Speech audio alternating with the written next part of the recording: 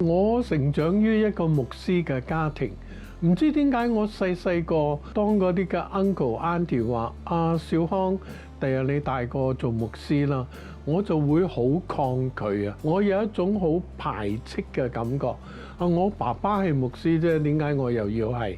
但好特別，當中三嗰一年，我參加教會嘅夏令會，最後一晚咧就係獻心會，牧師就呼召。佢通常都係三類決志啦，一類就係獻身做傳道，一類就係為主而活，一類就決志信耶穌。通常大部分弟兄姊妹都係行出去表示為主而活。但係當時有一位嘅哥哥，佢就唱一首歌。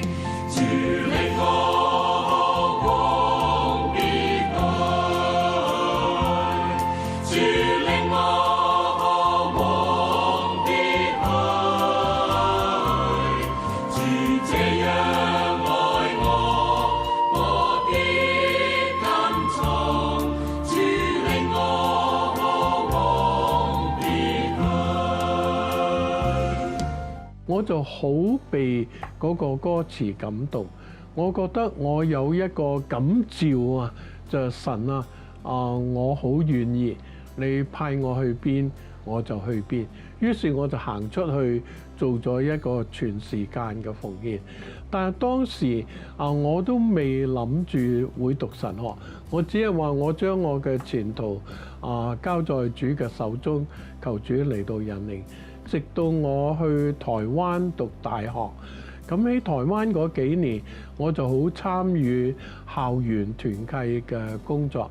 咁佢哋好多時候就會去鄉下佈道嚇，我就好被嗰個傳福音嘅需要，好似找住我咁嚇。如果我唔傳福音，呢啲人冇辦法聽福音嘅喎，可以話就扭轉咗我嘅生命。咁我返嚟香港之後，就決定入神學院讀書啦。我需要有你在我生命中，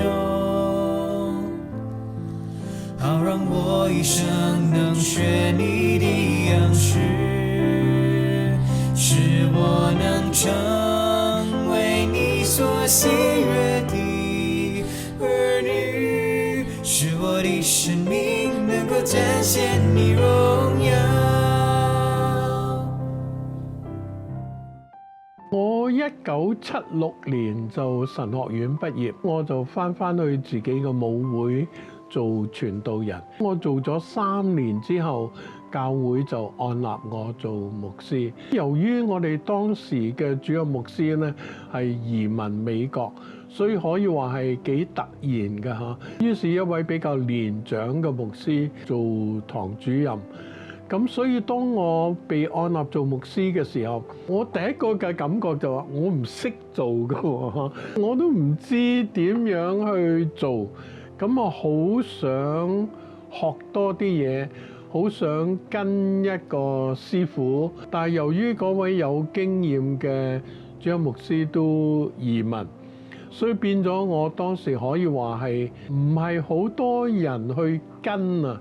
所以第一個嘅感覺就係要慢慢摸住石頭過河，要慢慢去學，慢慢去體會。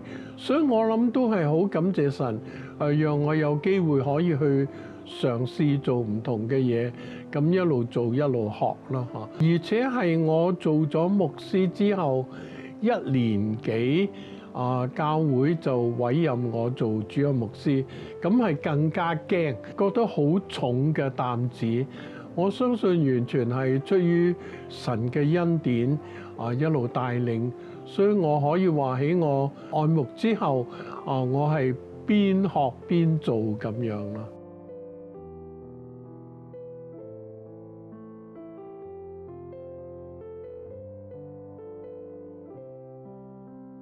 我就好想能夠培育到信徒。最先我去教會做傳道嘅時候，我係最主要負責主日學部嘅工作，幫佢哋編寫啲課程啊，同埋好想主學能夠有一個課程計劃。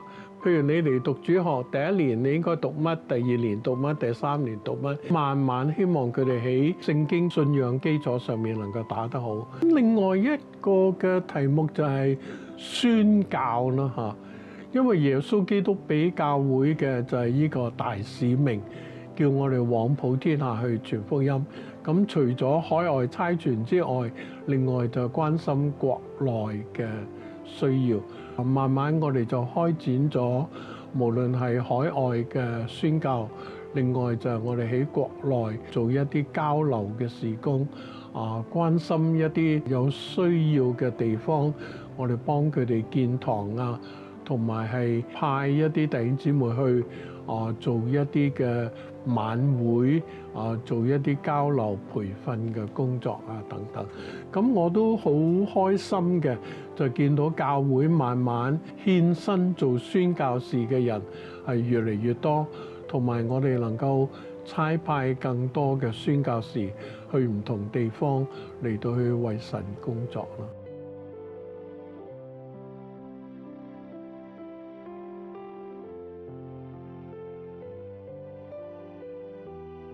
做咗牧師之後，面對另一個挑戰咧，就係教會係咪要擴建？因為我哋教會咧係4層高嗰啲舊樓嚟㗎，我哋一共買咗3個單位。教會一路都有一個期盼，就將3個單位都打通晒佢，重新起一座新嘅高啲嘅禮拜堂。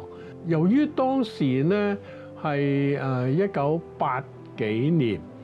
咁亦都係97問題開始出現。當我哋如果要拆咗我哋嘅教會喺原址重建嘅話，係一個好大嘅工程，而且所需要嘅費用係非常之嘅龐大。咁大家就開始為呢件事祈禱，尋求神嘅帶領。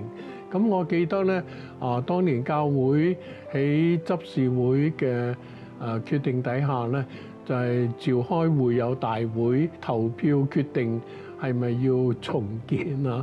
咁當時亦都有少部分嘅會友係反對嘅嚇，因為你面對97，你係要籌咁大筆資金嚟建堂，值唔值得咧？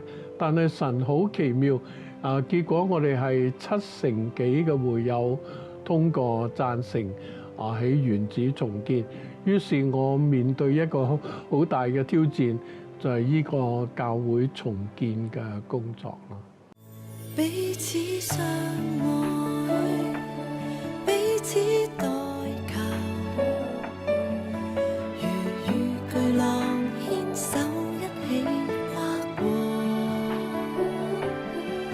神同在太美好，齊衝破冷漠的世代，攜手見證神是愛。我嘅第一段嘅婚姻可以話係失敗啦嚇，可能我自己就忙於侍奉，忽略咗家庭啦。太太啊，對個女嘅關心唔夠咯，太太就帶埋我個女就離開咗我嚇。咁所以有成10幾20年都係我自己單身一個人，所以喺侍奉上面其實係好有虧損啊！咁我就當嗰10幾20年咧，我可以專心侍奉，因為唔需要掛住屋企啦嚇。咁但係其實咁樣嘅心態係唔係好正確咯？好感謝神嘅恩典，就讓我後來遇見我現在嘅太太咯。咁我相信係神讓我有一個好好嘅屬靈嘅伴侶啦，一個嘅 partner， 咁可以一齊彼此同心嘅服侍。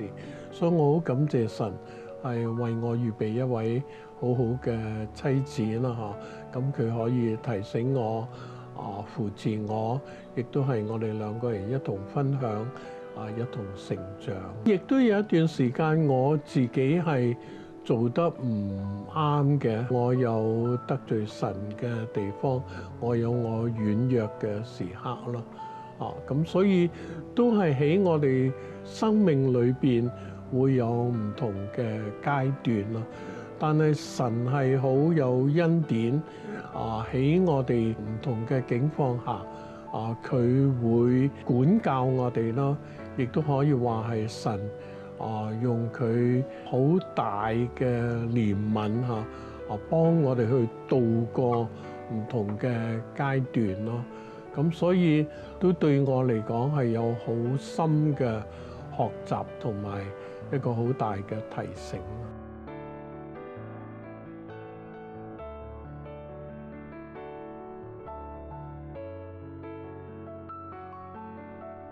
我覺得兩個人真係總比一個人好。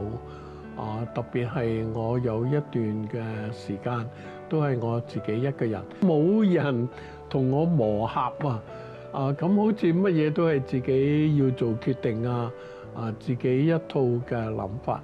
但係當有咗太太之後呢，我覺得好唔同呢，就係兩個人可以有好多嘅交流，佢會令我有多啲思想嘅空間拓闊咗，同埋有啲咩嘢大家可以彼此嘅討論咯。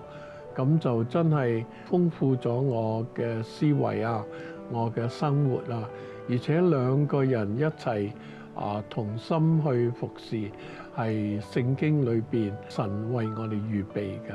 所以好多時候我都鼓勵年青嘅同工要同你嘅配偶一齊同心嚟到侍奉。過去可能我忽略咗，就係以為侍奉神擺首位其實聖經裏邊話我哋應該以家庭為首位咯。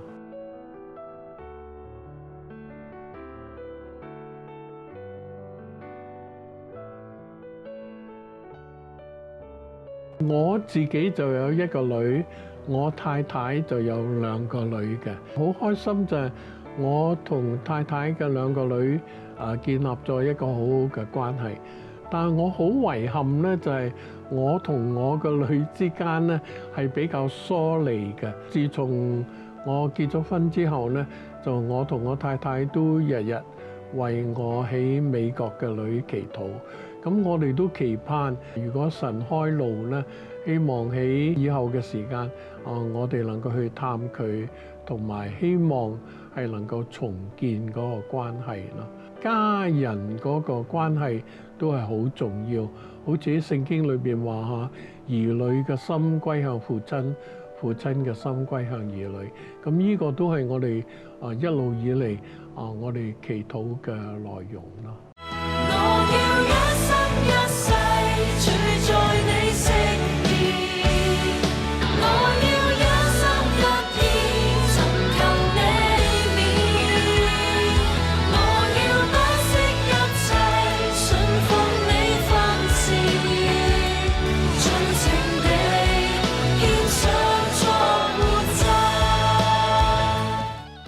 都係一種嘅感情啦。因為我爸爸又係呢間教會嘅牧師，我差唔多一出世就住喺禮拜堂入邊，咁所以係好深嘅感情。咁由於教會嘅邀請所以我就繼續做呢個榮休牧師。我已經就冇直接參與實際嘅事工，不過好似做一啲喺旁邊打下氣鼓勵下同工同埋特別都係喺宣教方面因為我啲聯絡比較熟，所以就幫下佢哋做一啲聯繫工作咁樣。我都好希望我可以作為一啲年青同工嘅 mentor， 幫助下佢哋，或者係將我一啲嘅經驗可以同佢哋分享，因為我好希望見到更多年青嘅教牧同工能夠成長，無論係佢哋喺處人處事方面，或者佢哋喺講道方面，我都好希望可以係激勵佢哋、鼓勵佢哋能夠更加嘅成長成熟啊！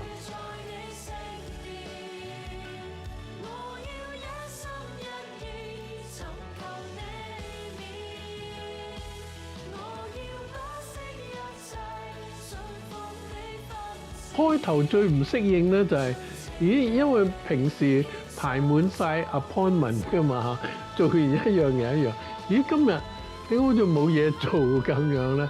同埋好想做啲嘢啊！如果唔係覺得好似空溜溜，今日都唔知點算。慢慢我就體會啦，原來我退咗休，唔使做嘢㗎啦，咁就可以比較 relax 啲，同埋神俾我一個好大嘅恩典，就係去咗紐西蘭。咁第一就係紐西蘭嘅生活係真係好舒服，同埋嗰度嘅自然環境非常之靚啊！咁所以變咗哇，出去好多花草樹木，好多雀仔啊，好多大自然美麗嘅景色啊！單單日出日落都睇到你唔會厭㗎嚇。咁所以我覺得係神俾我一個嘅祝福嚟嘅。所以面對退休要有好好嘅心理準備咯。因為你嘅時間空間多咗好多，就唔好顧住要 achieve 啲乜嘢，而係你點樣可以有 meaningful 過你每日嘅生活。咁多啲時間陪屋企人啊，整下嘢食啊，餵下雀仔啊，種下花啊咁樣。舊日倒塌的，現在要建立，以讚美作你居所。舊日倒塌的帳幕，現已興起，主配敬畏，我一生敬拜。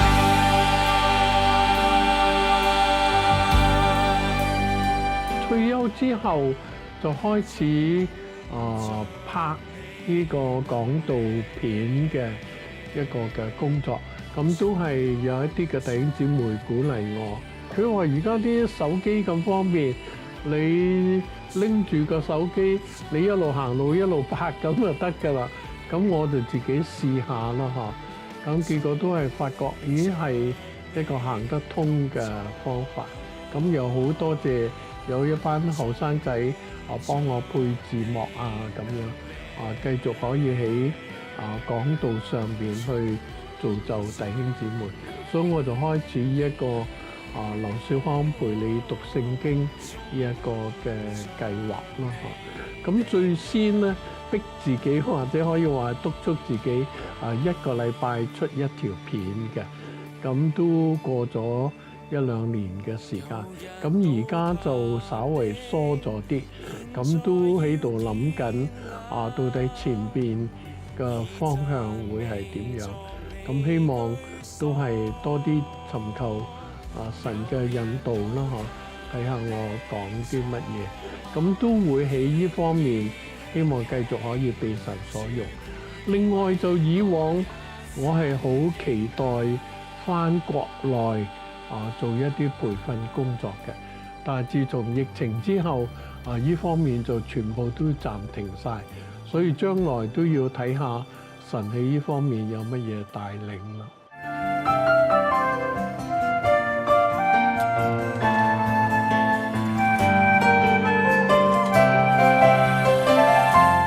我會形容佢係我嘅朋友咯，因為好似亞伯拉罕咁即係神都稱佢為朋友。冇錯，佢係我嘅父，佢係我嘅救主嚇，佢係我嘅牧者。